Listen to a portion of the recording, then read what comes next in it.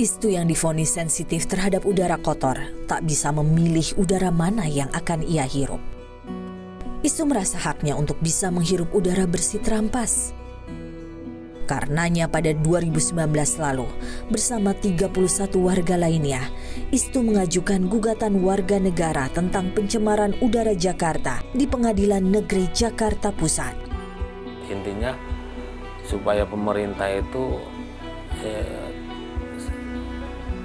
memberikan pelayanan yang terbaik untuk warga negaranya sesuai dengan amanat Undang-Undang Dasar 45 kan gitu ya.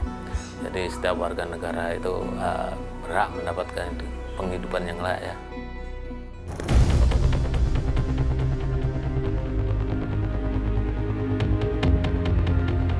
Setelah melalui perjalanan panjang, gugatan Istu dan warga dimenangkan sebagian pada 2021.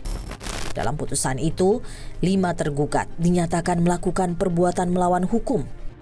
Mereka dihukum menjalankan upaya untuk mengendalikan pencemaran udara. Namun hanya Gubernur DKI yang menerima putusan. 4 tergugat lainnya mengajukan banding. Warga kembali menang pada tingkat banding pada Oktober 2022. Pada Januari 2023, pemerintah mengajukan kasasi. Harusnya ketika hakim memerintahkan bahwa para tergugat terbukti melakukan pelanggaran hukum ya, dengan melakukan abainya tadi, tidak melindungi masyarakat, tidak memberikan informasi mengenai polusi udara, bahkan mengendalikan sumbernya, dengan melakukan langkah kasasi itu bentuk salah satunya abai. Karena apa? Karena masyarakat merasa ini belum optimal, dan masyarakat merasa masih dampaknya masih terasa ketika terutama musim-musim kemarau ya. Dan seperti tingkat penyakit tinggi gitu ya pada saat musim kemarau ini, banyak yang ispa, banyak yang sakit tenggorokan dan segala macam, itu bukti bahwa ternyata sumber pencemaran ini belum dikendalikan secara utuh.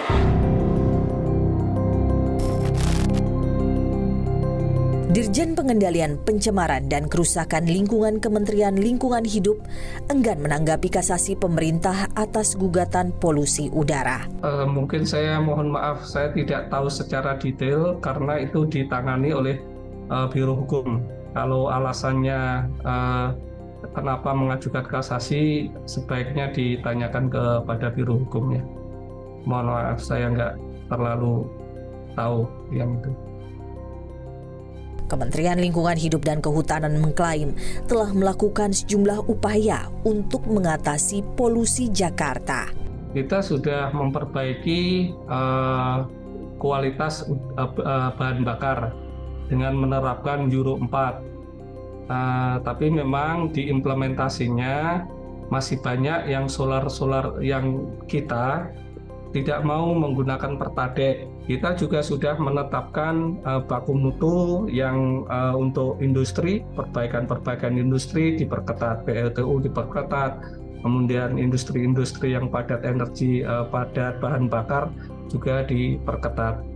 Jadi sebetulnya upayanya sudah banyak, tapi memang karakteristik dari masalah lingkungan itu yaitu tidak bisa diselesaikan dalam waktu pendek.